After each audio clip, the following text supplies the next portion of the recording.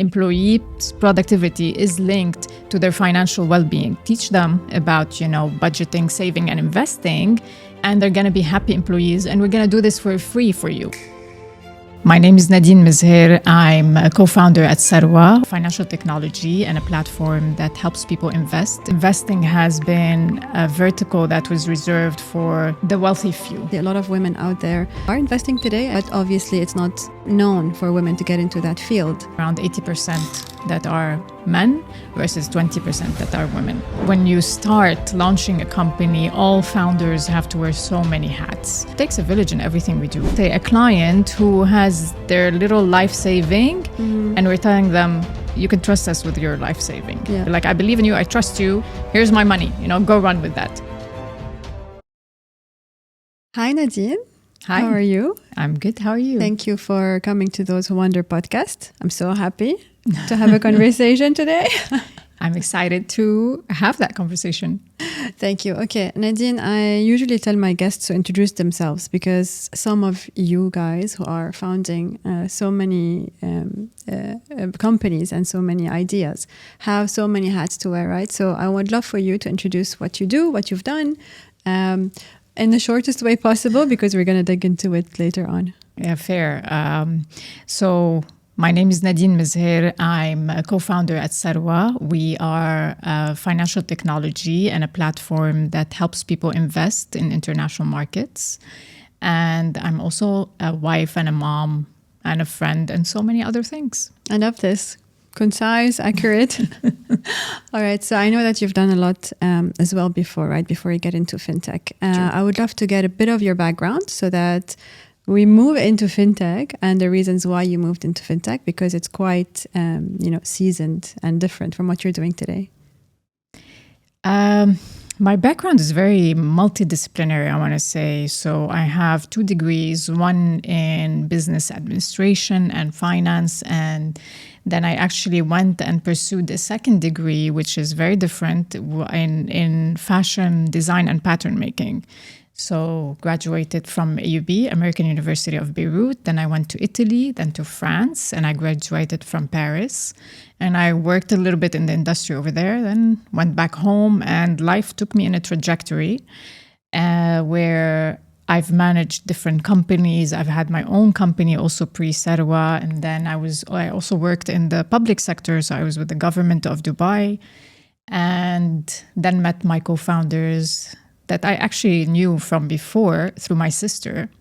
But then we started talking about, they were, thinking of launching something in the financial space. And I joined, and that was around 8 years ago. And Wow. Today, the journey continues into a different trajectory also. For you or for Sarwa? For me personally, Okay. but Sarwa also is growing very strongly, and definitely the plan for Sarwa is to keep trying to provide the best services and product we can for our community and our clients. Let's dig deeper into what you do for Sarwa today and what you've done before. Maybe it's changed, but a bit of your role. I know you're into finance, but also tech in general. So how did you help Sarwa thrive?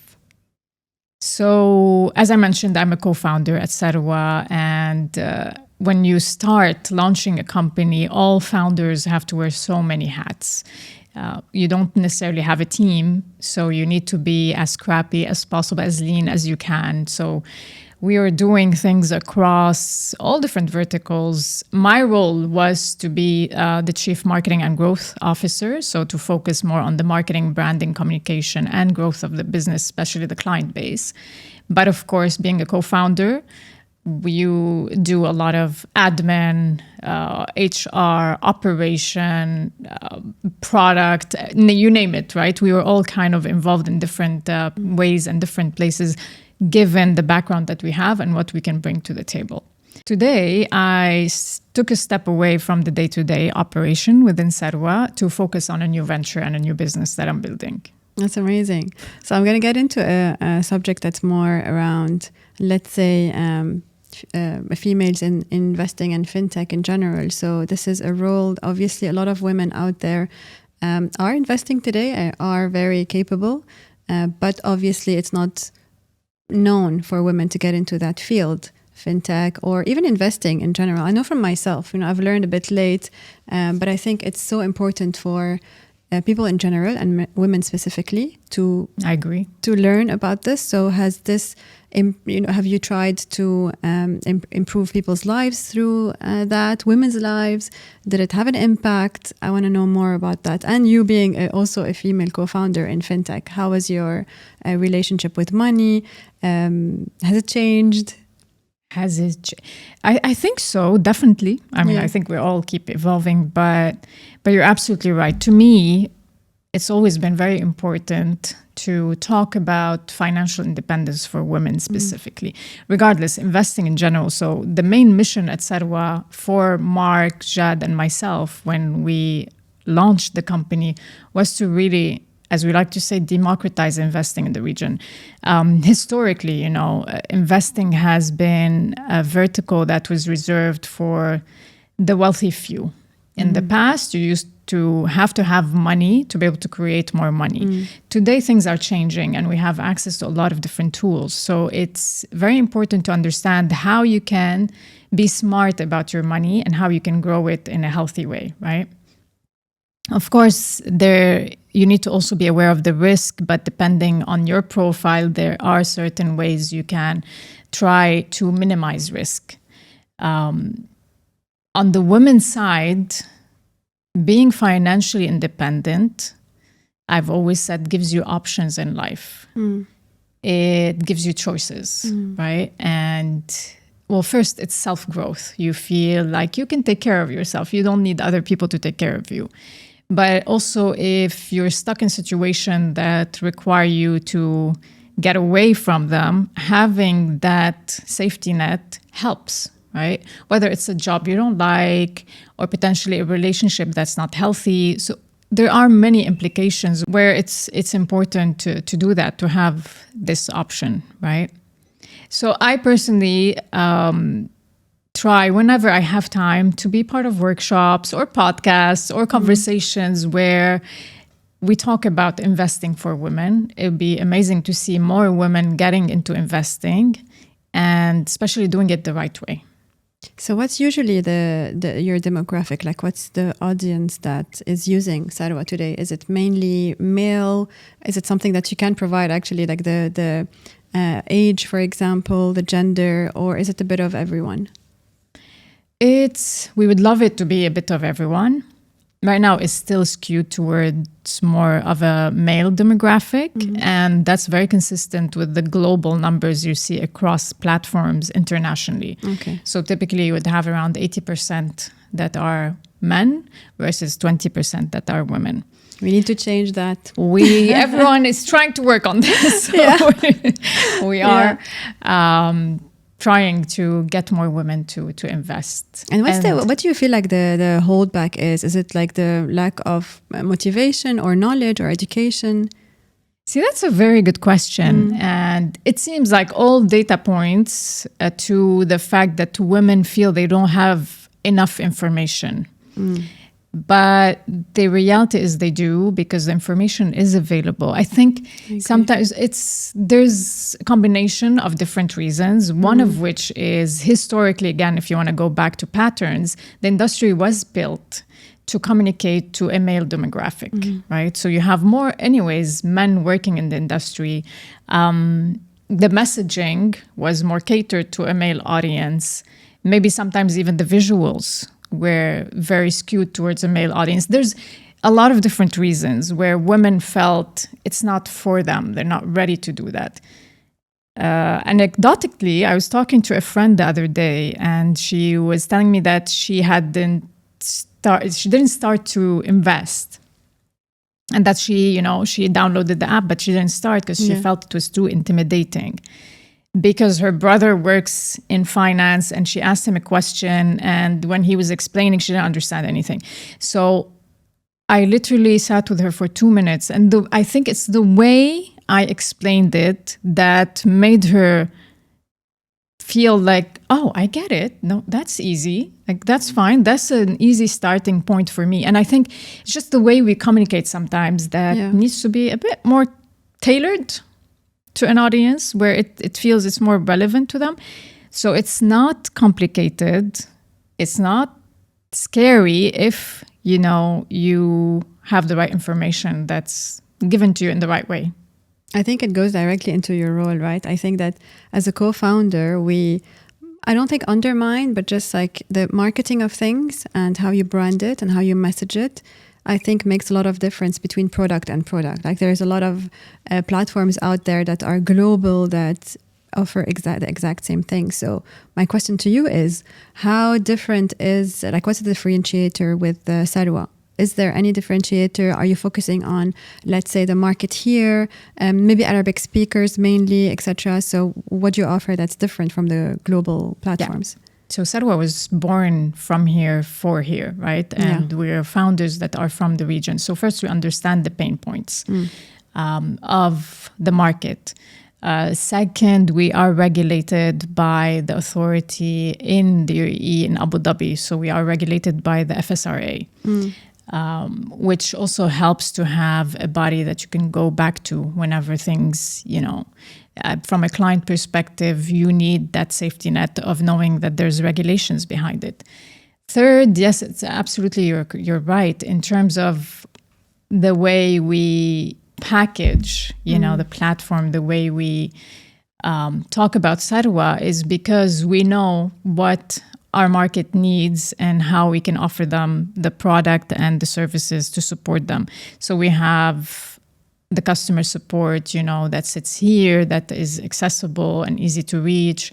We have the team that's, again, very much from the region, and specifically, let's say, if we're talking about the UAE market, we have a team that really understands how to build a product for the market. So we started it from here and it's growing here. And our main core segment and market remains the UAE. So we cater to a UAE market. That's great. So you're saying maybe eventually the focus will become global, or targeting mainly this region? So we have clients from across the region, but we focus on a market that's more localized. And again, there is this affinity to the market that we have, given that we built the platform and we're growing it here. That helps differentiate. That's right? true. So that makes it... I'll give you a small example. When it comes to, let's say, a proof of address, we know what the proof of address in the region is or in the UAE is. So it's easier to plug in something like this into the platform. No zip code. For example. I always have this issue, like zip Simple code, point. 000. Languages. So yes, we definitely offer Arabic, and we have advisors that are Arabic speaking. We have customer support that is Arabic speaking. We have the platform in Arabic too. So there are things that we definitely want to make it easier for. And I think this region is also, there's a lot of opportunities for growth. There's a lot of demand for, let's say, financial independence. There is a lot of hope, I feel, for one day becoming a region that's really thriving in this area. And I think that so a lot of founders out there are wondering how to start. So a lot of people have ideas, right? So let's say I know that you had your co-founders come to you with an idea, etc. I want to know what the first step was for you guys to kick off. Was it a proof of concept first? Did you check the regulations first? Did you speak to customers? How did you feel that the need is necessary? It's available, etc. So how did you start? A bit of both. So we definitely, it starts like a lot of founders talking to family and friends, right? A dream. You just start sensing that there is a gap, there's a need, whether it's a personal story where something happened and you're experiencing it yourself, or talking to someone from the family and there's, as we like to call it in Arabic, the lamba moment, you have that light bulb that just says, okay, you know what? That's something we need to do. And different stories from Mark, Jad, and myself, but for sure it was talking to friends and family where Mark would talk to his family and ask them what do they do to invest their money. Or for me, it was a family member that went to a financial advisory institution, but they didn't take him as a client because he didn't hit the minimum requirement. And that's a person who's worked long and hard in his life, So he felt I had that life saving, but no one's taking me because I don't have, the crazy amounts that you would need. So it was a lot of different little moments across the three of us that all of a sudden felt like, okay, maybe we need to see if there's actually a need. So there was a long time, like a period of research. And then there was an accelerator program in the IFC, the fintech hive. And so we joined the program. And that allowed us to sit on the same table with the regulators under a sandbox framework. And we started, doing a lot of meetings at the time. And Mark comes from a background of consultancy. So there's a lot of PowerPoint presentation. And we're just taking them through the business model. And this is how we think. And Jad is our CTO. So Shad is the one who is building the platform in the background. So it was a lot of conversational approach to what we are trying to build, to put the regulator at ease and to say, okay, this is how we're going to do it. And that's how we're protecting, the end user. That's how we're protecting the clients until we got what at the time was referred to as innovation testing license. So we're able to test the product as an MVP, so minimum viable product, and take it step by step. And 1 year later, we graduated into a full license. So it opened, that's amazing. The market to us. I mean, a year is a long time, right? So for a lot of people out there, it feels like when someone starts an idea or when they get to see a product that's finished, people think that, it took like 3 months, 6 months, whichever, and a lot of people don't understand what it takes to get it into, let's say, entrepreneurship or whatever word you want to say. Be honest here. What were your struggles, if any? Obviously, some people have it less hard than others. What are the struggles? Have you ever failed? Did you ever want to give up? Being a mom. Of course. Yeah, and being a mom, juggling. Honestly, I don't have kids, and I respect mothers who work, who do multiple things. Honestly, chapeau. But I would love to know a bit of how you handle things emotionally, physically, everything. We have 1 hour. Look, it's definitely one of the most rewarding journeys, but I want to say it's not for everyone. Some people don't want to be on this roller coaster of emotion where one day you're feeling you're on top of the world, the next day you're like, everything is going wrong. But it takes a lot of optimism, right? And it takes a lot of perseverance. You see the vision, you see the end goal, and you know that I want to keep working towards that. It helps to have also co-founders because in days, it's like a marriage where, one day you're giving 80%, but your partner feels like they can do that 20 and that's it. They can't go more. And the next day you're at the 30 and your partner is. So it's an act of balance of emotions where you push each other to keep going forward, right? So it is a challenging environment for sure.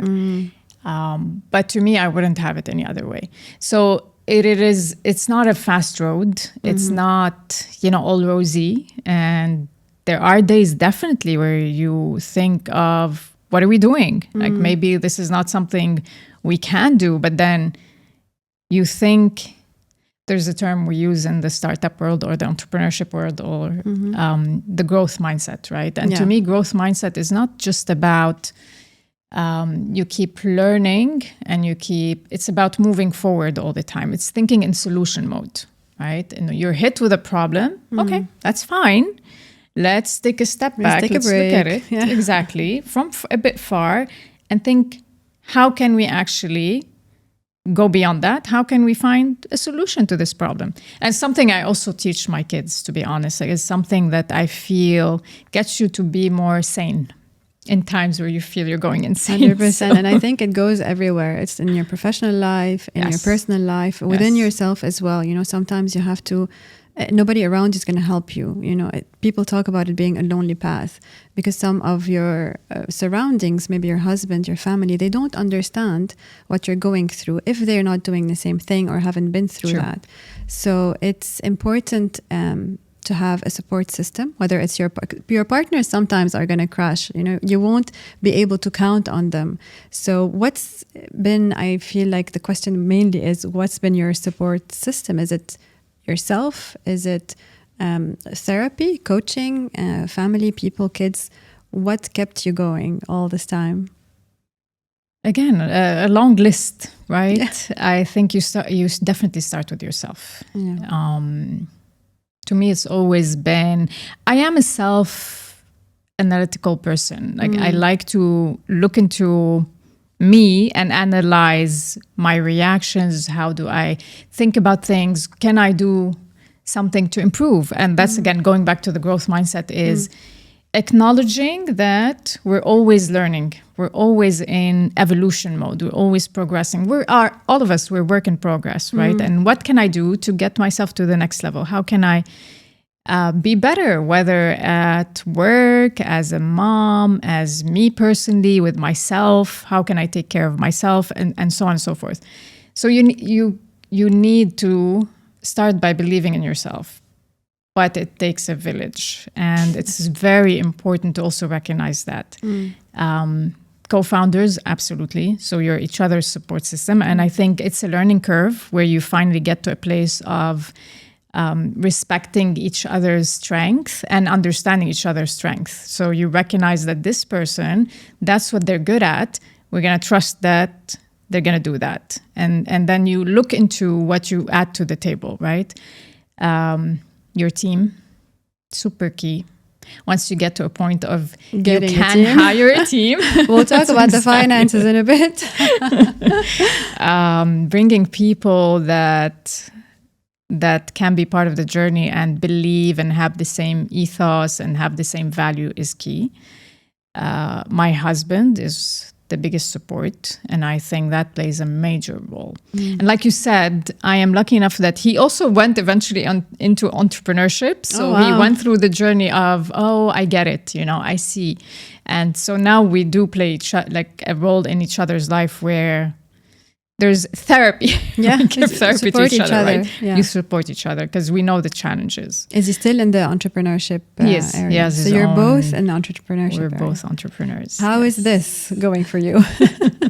Good. You know what? We found our dance. We found our balance, and it's quite interesting. So it's like we tag team all the time. It's important, honestly, whether it's a friend, a family member, or someone you can talk to in the same field. I think it's very soothing to be able to talk the same language. 100%. Because a lot of people out there are just really like, the main thing I always hear is we feel like we're in this alone. Some people don't really feel like, they don't really care about failing as in I failed to succeed or things like that. It's in the little things. I was talking yesterday to someone that said, I related a lot to what they've said. It's that, you're trying to do things and you feel like it's not working. It's the little things, like you put in a post, you try to do a campaign, you try to speak to customers, etc. And you fail in these little things that seem very big. I don't know if this was something that you went through in the beginning or still going through now, but there are details that people don't really are not ready for. Nobody prepares you for this, right? And I want to know your moments of nobody prepares you for this. Like, when was that the most said? Or have you ever said it? I'm pretty sure I have. Right now I'm forgetting, probably because you go through this journey and you get to a place where things work and you have a great team. So now trying to go back to these moments, 100% they've happened. Of course they've happened. But whether it's with Sarwa or before Sarwa, there are always moments like that.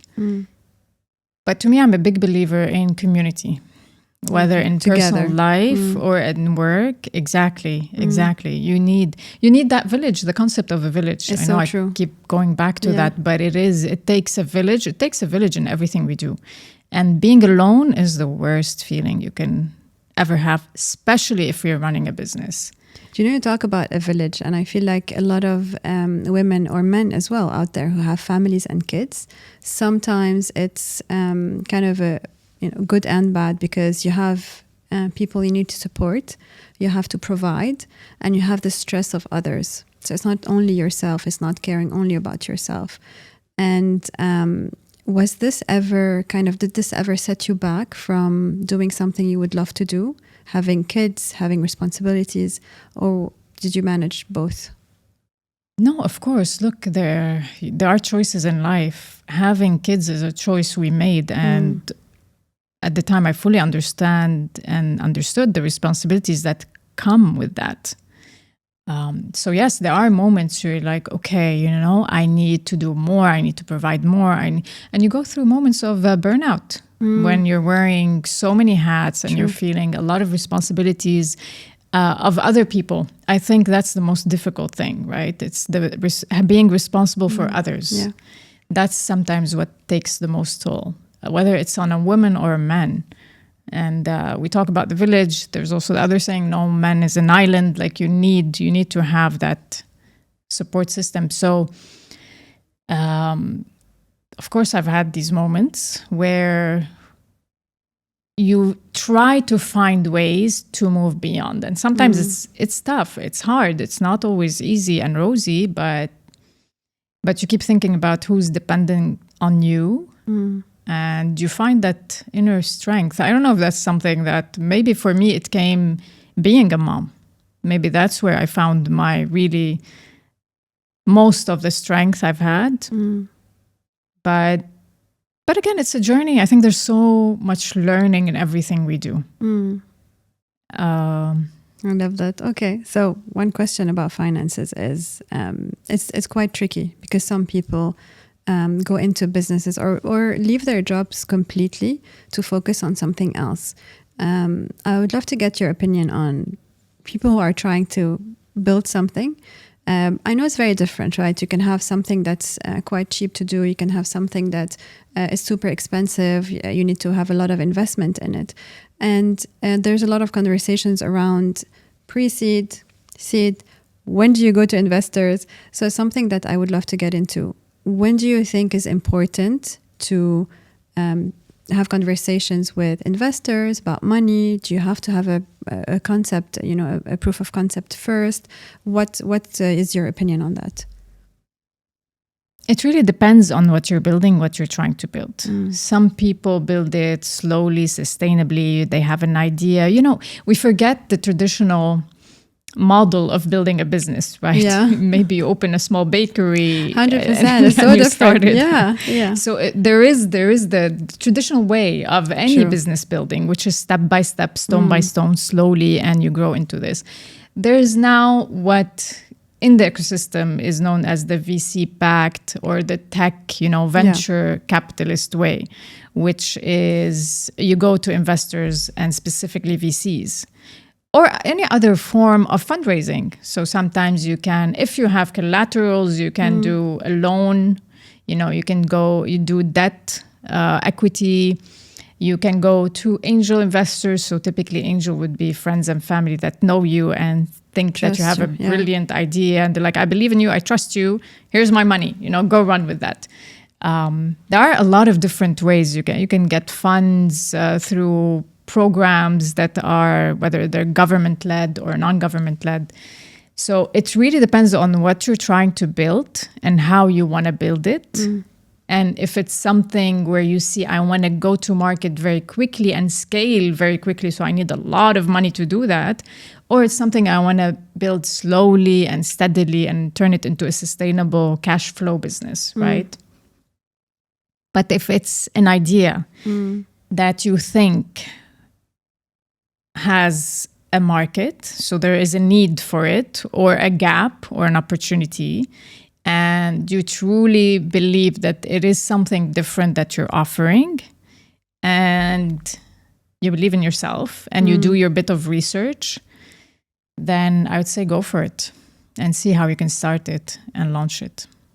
It's always a thin line between an idea or a dream and making it happen.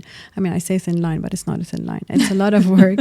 It's a lot of dedication. Layer. Yeah, it's a very long path, right? So it's a lot of dedication. Yes. It's a lot of hard work. Yeah, it's a lot of work.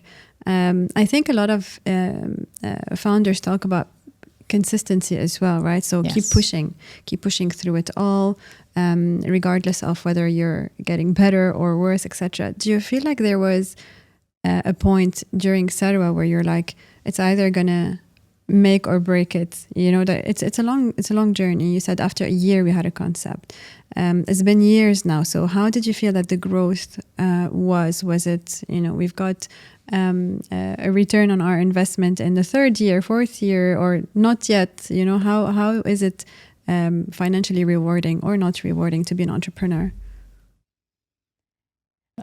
There were moments of sort of smaller pivots within Sarwa's journey. I think COVID was a big moment for us, right? And where there was some views in the industry that tech companies, fintechs, financial tech companies, were not going to survive COVID because they're mainly digital.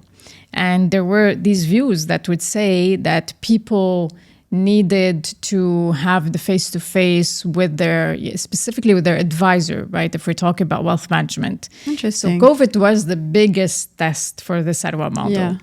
And some people bet that it was the moment where Sarwa will most probably, break.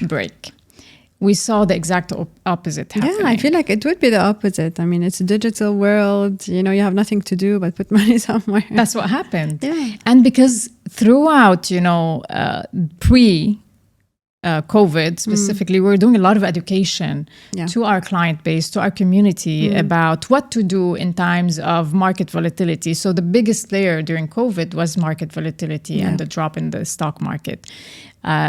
What we saw was the exact opposite, where, like you said, people were home. So they relied heavily on everything digital. We were already digital. Our team was built to be digital and to support remotely. So we didn't need to do any shift in anything. It was already set. And people also knew what to do in times where others would have panicked. So we saw an influx of new clients. And we also saw redeposits and deposits from our existing client base. So that was a testing moment because we were like, okay, this is uncharted territory for everyone. We're going to wait and see what happened. We had our, risk management plans in place, of course. But then these are moments where you start, really testing the water and see what happens. But even like in terms of product range, Sarwa started in a specific vertical, which was robo-advisory, but then we realized quickly that our community wanted something more. So we we're always listening to the market, to be honest. Yeah. And in moments where we feel, okay, you know what, maybe we need to shift a bit the business model, we do that, we adapt, we move.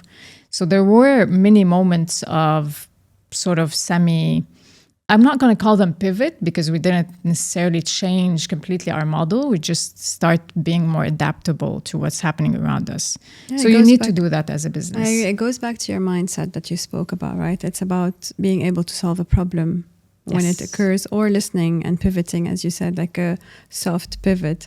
I think one of my main questions, so you talked about COVID, right? And your existing customers and customers pivoting and rising, etc.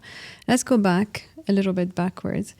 How did you build trust on a platform that is basically saying, hey, we're local, I'm your neighbor, I'm creating a platform, we're going to take your money, we're going to invest it, trust us. So how did you get that trust? That's a very key USP, right? For any financial institution is to gain the trust of your clients. It was very interesting for us because we were introducing, so when we built Sarwa, you're introducing a completely new company in the financial vertical, but also you're introducing a completely sort of new product into the market, which is robo-advisory at the time. So not only am I telling you, by the way, there's this new product that I'm offering, but I'm also new, and trust me, and I'm a startup, right? So it's 100%. I haven't done this before. There's a lot of different layers of how can we actually go to market and build trust with someone, let's say a client who has their little life saving, and we're telling them, you can trust us with your life saving. Yeah. So we put a strategy in place. And to me, look, marketing is always about building a connection with the client. And you look into all the different ways you can do that, and you start going after these channels one after the other. So we did a lot of workshops, free workshops. We used to do lunch and learns or breakfast with, like we would go down to the local supermarket and buy croissants and juice and say, come, breakfast is on us, learn about investing, learn about who we are. Or we have pizza night, and we just get people after work to come and eat pizza. So they're like, free pizza. I love it. Let's learn about investing. So we used to do a lot of community events that are open and free, and with our tiny, teeny startup budget, whatever we can hack, I mean, you did great with the pizzas. People want to eat. People want to eat, and they want to relax. And we realized they want to also connect with like-minded people. Yeah. So there's a community building exercise.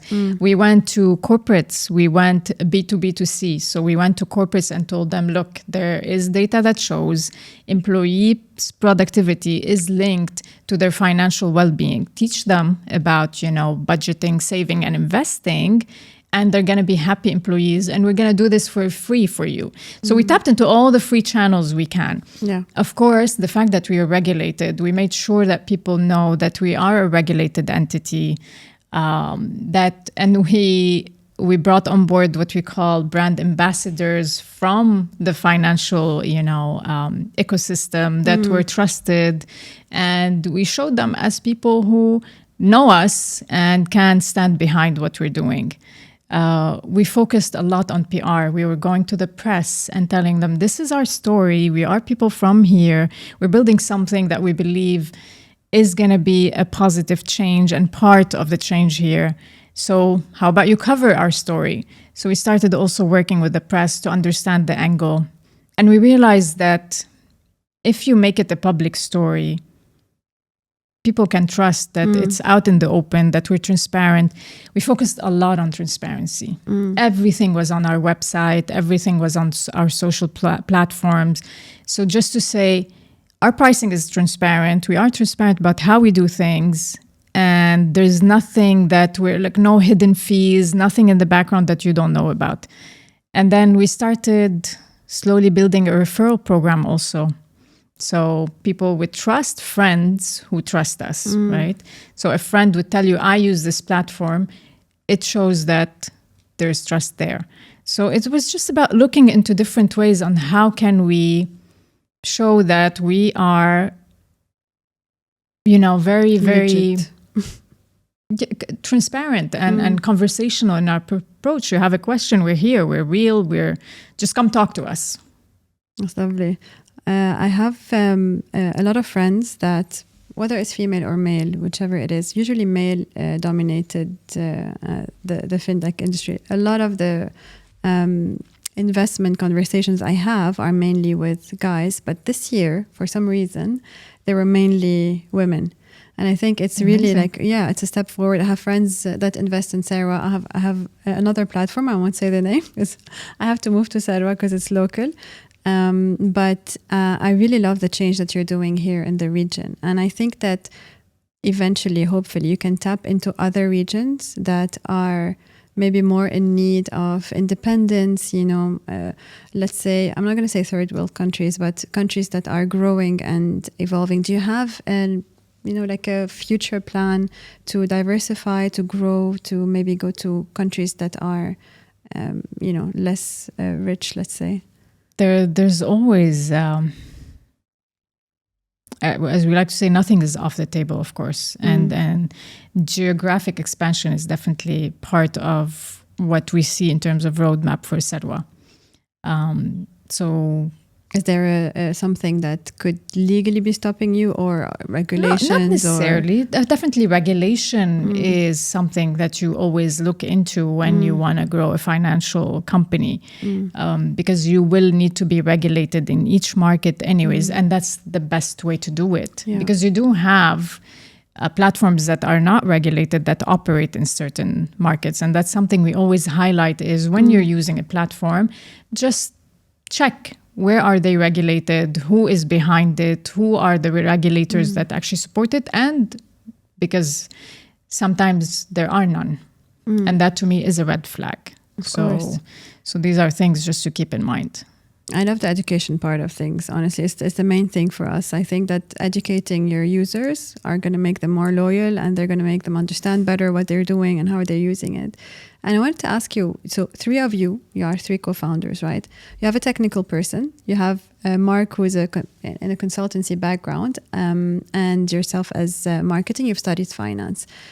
Is any one of you the industry expert? So you're creating a product, right? So this product is relevant a bit to your background, but you haven't really worked in the field since you graduated, as I understand. This is my first training out of university, but yes, no, beyond that. But look, we do. Well, first, Mark has that background also. Okay. So Mark is, yes, absolutely.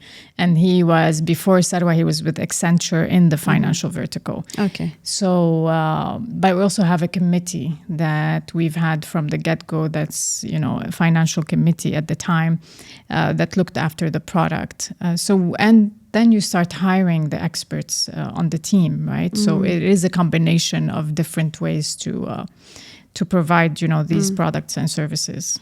Your community building. This is what matters at the end of the day. One person cannot do it all, unfortunately.